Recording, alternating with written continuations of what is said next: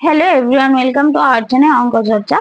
আজকে আমরা যেটা ডিসকাস করব সেটা হলো ডাব্লিউবির যে এসএসসি প্যানেলটা যে নোটিফিকেশন বের হয়েছিল সেখানে কিন্তু আপার প্রাইমারি কথা বলা হয়েছিল। আর আপার প্রাইমারি কিন্তু পরীক্ষাটা হবে যার থেকে কিন্তু 40% মার্ক কিন্তু গিয়ে যোগ হবে ফাইনাল মেরিট লিস্টে, যেটা আমরা গত দিনে কিন্তু ডিসকাস করেছিলাম যে আপার প্রাইমারির এক্সামটা কততে হচ্ছে এবং কি কিতে থাকছে। তারা দেখোনি আমার আগের ভিডিওটা একটু দেখে নেবে।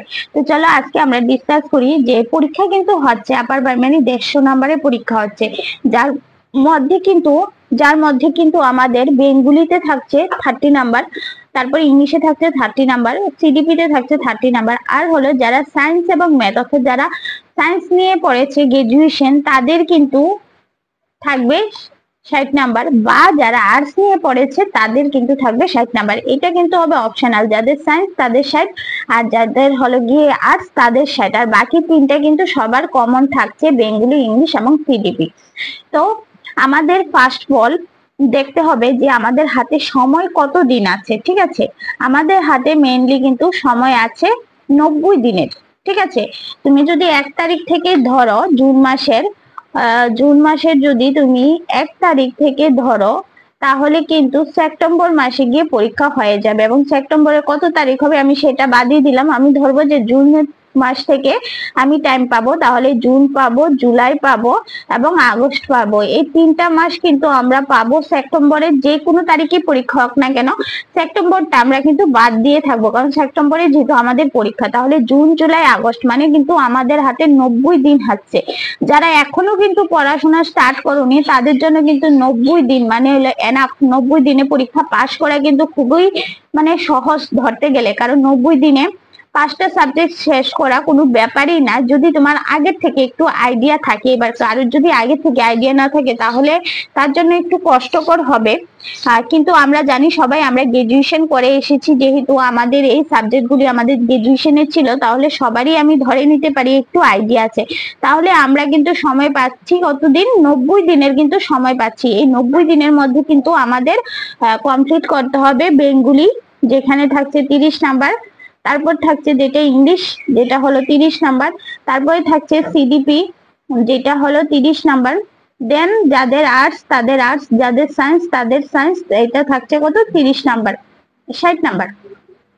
টোটাল হয়ে গেল আমাদের 150 নাম্বার। এবার আমরা কিভাবে স্কোরটা তুলবো? ফার্স্ট অফ অল যেহেতু আমরা বাংলা ভাষা জানি তার জন্য ধরে নিতে পারি যে আমরা বাংলাতে মানে বাংলা দেখলে ভয় পাই না, তাহলে এখানে 30-এ কিন্তু 25 নাম্বার পাওয়া বাংলায় একদমই ইজি, এত কোনো কঠিন নাই। ইংলিশে কিন্তু 30-এ 25 পাওয়া কোনো ব্যাপারই না, কারণ ইংলিশ সব থেকে বেশি যেগুলি আসে সেগুলি হলো যেমন পার্টস অফ স্পিচ থেকে, আর তারপরে হলো আর্টিকেল থেকে, প্রিপোজিশন থেকে, ভয়েস চেঞ্জ থেকে, নেরেশন থেকে, এগুলি থেকে কিন্তু আসে। ইরর থাকবে, তারপর সিনোনিম থাকবে, অ্যান্টোনিম থাকবে, এগুলি থেকেই আসে। আর বেঙ্গলি যে গ্রামার থাকে, যে শব্দ, ধ্বনিতত্ত্ব, তারপর কারক বিভক্তি, তারপর সমাস, এগুলি থেকে কিন্তু এসে থাকে।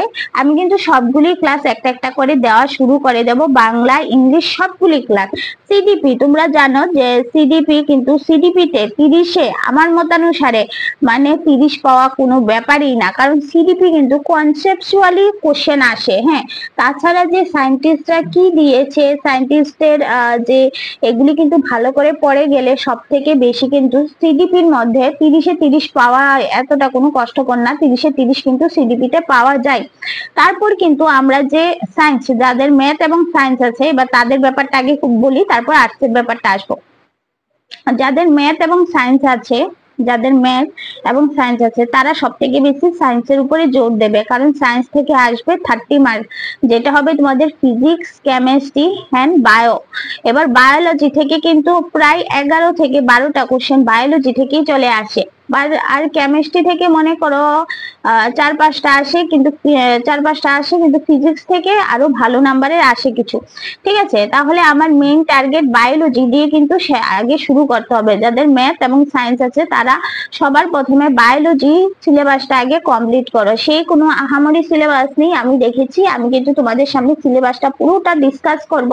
আগে আমি স্ট্র্যাটেজিটা ডিসকাস করে নেই। দেখো এখানে বায়োলজিটা সবার আগে কমপ্লিট করবে, দেন কিন্তু ফিজিক্সটা কমপ্লিট করবে, ঠিক আছে। ফিজিক্সের কিছু অঙ্ক টঙ্ক কিন্তু আসে, প্রায় 2 থেকে 3টা কিন্তু ফিজিক্সের অঙ্ক আসবে। দেন কিন্তু কেমিস্ট্রি, দেখো কেমিস্ট্রি এমন একটা সাবজেক্ট, সেখানে কিন্তু মানে একদম বেসিক থেকে বেসিক কোশ্চেন আসে। পিরিয়ডিক টেবিলটা যদি ভালো করে পড়ে যাও তাহলে কিন্তু এখান থেকে অনেকটা কমন পড়ে যাবে, ঠিক আছে। এবার সায়েন্সের পার্টটা বললাম, এবার ম্যাথের পার্টটা দেখো। ম্যাথ থেকে যেহেতু 30 নাম্বার আসছে আর ম্যাথ করতে অনেকটা সময় লাগে, তো সেই ক্ষেত্রে কি হবে, আমরা ম্যাথটাকে আমরা টার্গেট রাখবো 15 থেকে 20, এর বেশি না, বা ধরতে গেলে 15 নাম্বার। ম্যাথে আমরা 15 নাম্বার বা 15 থেকে 20 নাম্বার রাখবো, কারণ যেহেতু ম্যাথ আমাদের করতে খুব টাইম লাগে। এবার ম্যাথেরও কিছু সাবজেক্ট মানে চ্যাপ্টার আছে, যে চ্যাপ্টার গুলি থেকে প্রতিবার পরীক্ষার মধ্যে আসে। বায়োসায়েন্সেরও মানে বায়োলজিরও কিন্তু কিছু একদম টপিক থাকে যেগুলি থেকে প্রতি বছর প্রশ্ন এসে থাকে। সবগুলি কিন্তু আমরা ডিসকাস করব। যারা সায়েন্সের আছো তারা সবাই আগে বায়োলজি ধরো, তারপর ফিজিক্স ধরো, তারপর কেমিস্ট্রি ধরো, দেন কিন্তু তোমরা ম্যাথ করবে। তারপর এই তোমরা সায়েন্স পার্টটা 60, সায়েন্স পার্ট যে 60, কেউ যদি এখান থেকে 40 পেয়ে যায় বা 45 পেয়ে যায়, সে কিন্তু পাস করে যাবে। 40-45 পেয়ে যায়, যদি একটু ভালো করো তাহলে কিন্তু 50ও পেয়ে যেতে পারো। তাহলে যায় যে 40 থেকে 45 বা 50-এর মধ্যে পেয়ে যাবে সায়েন্স পার্টে, সে কিন্তু পাস করে যাবে। কারণ মেইনলি সায়েন্স পার্টটাই একটু টাফ হয়, কারণ ম্যাথটা একটু করতে লেন্দি সময় লাগে, ঠিক আছে। এবার আর্টসের ব্যাপারটা আসি। এবার আর্টসে দেবে, আর্টসের ক্ষেত্রে কিন্তু 60 নাম্বার আসে, ঠিক আছে। সেখানে তোমার থাকবে হিস্ট্রি, থাকবে জিওগ্রাফি, থাকবে তারপরে পল সায়েন্স থাকবে, তারপর ইকোনমিক্স এর কিছু কোশ্চেন থাকে। তাহলে মেইনলি এই তিনটেই থাকে, হিস্ট্রি, জিওগ্রাফি আর হলো পল সায়েন্স, ঠিক আছে। যে হিস্ট্রি, জিওগ্রাফি আর হলো পল সায়েন্স, এগুলি যদি তোমরা পড়ে যেতে পারো তাহলে কিন্তু তোমাদের 60 নাম্বার একদম কমন। তো যারা আর্টসে আছো তারা সবাই আগে 60 নাম্বারটার উপরে টার্গেট রাখো। যারা সায়েন্সে আছো সবাই আগে এই 60 নাম্বার, যেটা তোমাদের ম্যাথ এবং সায়েন্স, এটার উপরে কিন্তু তোমরা আগে নজরটা দাও। এই দুইটা কিন্তু তোমরা শেষ করে নাও 1 মাসের মধ্যে, 1 থেকে 1.5 মাসের মধ্যে শেষ করে নাও। 1 থেকে 1.5 মাসের মধ্যে তোমরা শেষ করে দাও। 1 থেকে 1.5 মাসের মধ্যে কিন্তু তোমরা এটা শেষ করে নাও, বা যদি কেউ একটু বেশি সময় লাগাও 2 মাসের মধ্যে, 2 মাসের মধ্যে শেষ করে দাও। এই যে সায়েন্স পার্টটা যাদের সায়েন্স এবং ম্যাথ আছে 2 মাসের মধ্যে বা 1 থেকে 1.5 মাসের মধ্যে আগে শেষ করবে। দেন কিন্তু যাদের আর্টস তো সেম বলছি, 1 থেকে 1.5 মাস বা 2 মাস, এর বেশি কিন্তু একদিনও সময় লাগানো যাবে না। এবার গেল সায়েন্স পার্ট। এবার আমরা বলবো যে বেঙ্গলিটা আমাদের কতদিন সময় লাগবে? 10 দিন। বেঙ্গলি 10 দিন সময় লাগবে, ইংলিশ 10 দিন লাগবে, আর সিডিপি 10 দিন লাগবে। তাহলে এখানে কিন্তু আমরা কমপ্লিট করে নিতে পারবো 30 দিনে, ঠিক আছে। এখানে কিন্তু 30 দিনে মানে লাস্ট 1 মাসে কিন্তু 3টা সাবজেক্ট কমপ্লিট করা সম্ভব। কিন্তু যেটা ম্যাথ এবং সায়েন্স আছে সেটা কিন্তু এই একটু সময় লাগবে, ম্যাথ এন্ড সায়েন্স। আর বা আর্টস যে 60 নাম্বার আছে, এই 60 নাম্বারের জন্য তোমরা একটু সময় বেশি দেবে, 1 থেকে 1.5 মাস কি 2 মাস সময় দেবে। কারণ এটার উপরেই কিন্তু বেস করে মেরিট লিস্টটা আসে। যে মনে করো এইটার মধ্যে ভালো নাম্বার তুলতে পারবে সেই কিন্তু ভালো স্কোর করবে। কারণ বেঙ্গলি, ইংলিশ, সিডিপি মোটামুটি সবাই পারে বা পারা আছে, কারণ আমরা বিএড করে এসেছি। বিএড এর যা সিলেবাস ছিল ওয়েস্ট বেঙ্গলের সবগুলি কিন্তু সিডিপির মধ্যে। ইংলিশ যেটা আমরা ছোটবেলা থেকে পড়ে এসেছি সেম, বেঙ্গলি যেটা আমরা ছোটবেলা থেকে পড়ে এসেছি। মেইন টার্গেট আমাদের থাকবে সায়েন্স এন্ড ম্যাথ, আর যাদের আর্টস তাদের আর্টস এর মধ্যে। তাহলে বোঝা গেছে যে আমি কি বলতে চাইলাম তোমাদের কাছে, যে 90 নাম্বারের যে 90 দিনের যে স্ট্র্যাটেজিটা তোমরা কিভাবে কমপ্লিট করবে। যে ফার্স্ট আমরা কমপ্লিট করব 60 নাম্বারের, যেটার মধ্যে আর্টস বা সায়েন্স থাকবে, যেটা করব আমরা 1 থেকে 2 মাসের মধ্যে। আর লাস্ট যে 30 দিন থাকবে, মানে লাস্ট যে মাসটা থাকবে সেইটার মধ্যে আমরা কিন্তু লাস্ট যে মাসটা থাকবে সেটার মধ্যে আমরা বেঙ্গলি, ইংলিশ আর সিডিপি কমপ্লিট করব। কারণ এইগুলি সবগুলি আমাদের জানা, ছোটবেলা থেকে আমরা বাংলা পড়ে এসেছি, ইংলিশ পড়ে এসেছি, সিডিপি যেটা আমরা বিএড এ পড়ে এসেছি সেইটাই কিন্তু।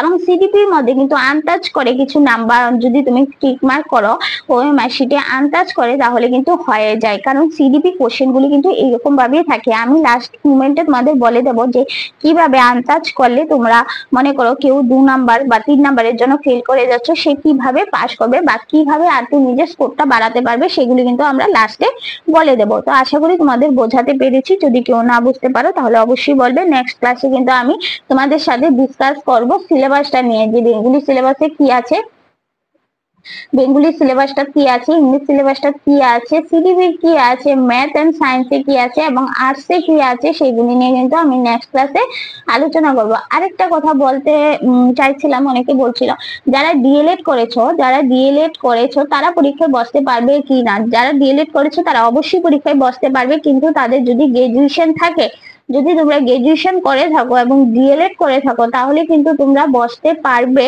আপার প্রাইমারিতে। আর যারা বিএড করে থাকছো তারা তো অবশ্যই বসতে পারবে। তো সেখানে আমি আশা করি তোমাদের ডাউটটা ক্লিয়ার হয়ে গেছে। এখন সময় নষ্ট না করে শুরু করে দাও। দেখো অনেকগুলি বেরিয়েছে, আপার প্রাইমারি বেরিয়েছে, 9-10 এর বেরিয়েছে, ঠিক আছে, 11-12 এর বেরিয়েছে, গ্রুপ সি গ্রুপ ডি সবগুলি একসাথে বেরিয়েছে। এবার সবাই যদি মনে করো সবগুলি পরীক্ষা টার্গেট করে পড়বে তাহলে তুমি ফেল। যে কোনো একটা পরীক্ষা টার্গেট করে পড়ো। যেমন তুমি যদি প্রাইমারি পরীক্ষায় মনে করো চাকরি করতে ইচ্ছুক তাহলে তুমি প্রাইমারি পরীক্ষাটাই টার্গেট করে থাকো। যদি তুমি মনে করো 9-10 এ পরীক্ষা দেবে তাহলে 9-10ই টার্গেট করে থাকো। যদি মনে করো 11-12 এ দেবে তাহলে 11-12ই টার্গেট করে থাকো। আর যারা মনে করো টিচিং প্রফেশনের সাথে যুক্ত না বা বিএড ডিএলএড কিছু করনি তারা কিন্তু গ্রুপ সি এবং গ্রুপ ডি জন্য পড়বে এবং গ্রুপ ডি টার্গেট করবে না, গ্রুপ সি টার্গেট করবে। কারণ যদি তুমি গ্রুপ সি টার্গেট করো তাহলে গ্রুপ সি এবং ডি দুটোই কভার হয়ে যাবে। আশা করি তোমাদের বোঝাতে পেরেছি। যদি কেউ না বুঝতে পারো তাহলে কিন্তু আমার স্ক্রিনে দেওয়া নাম্বারে তোমরা কিন্তু যোগাযোগ করতে পারো যে কোনো জিনিসের ক্ষেত্রে, 7640889019। আর আমি কিন্তু প্রতিটা নোট তোমাদের ফ্রিতে প্রোভাইড করব, যেটা তোমরা পেয়ে যাবে আমাদের চ্যানেল অঙ্ক চর্চা, যেটা আমাদের চ্যানেল অঙ্ক চর্চাতে তোমরা পেয়ে যাবে ফ্রিতে। আমাদের টেলিগ্রাম গ্রুপে জয়েন হয়ে যেতে পারো, সেখানে কিন্তু আমি ফ্রিতে তোমাদের দিয়ে দেব। ক্লাস শুরু হচ্ছে 1 তারিখ থেকে। 1 তারিখ থেকে আমি ফার্স্ট ফল কিন্তু শুরু করব মেনলি, আমরা কিন্তু ফার্স্ট ফল মেনলি শুরু করব যে ম্যাথ এন্ড সায়েন্স, পাশাপাশি সিডিপি, কারণ যেহেতু সবার জন্য কমন।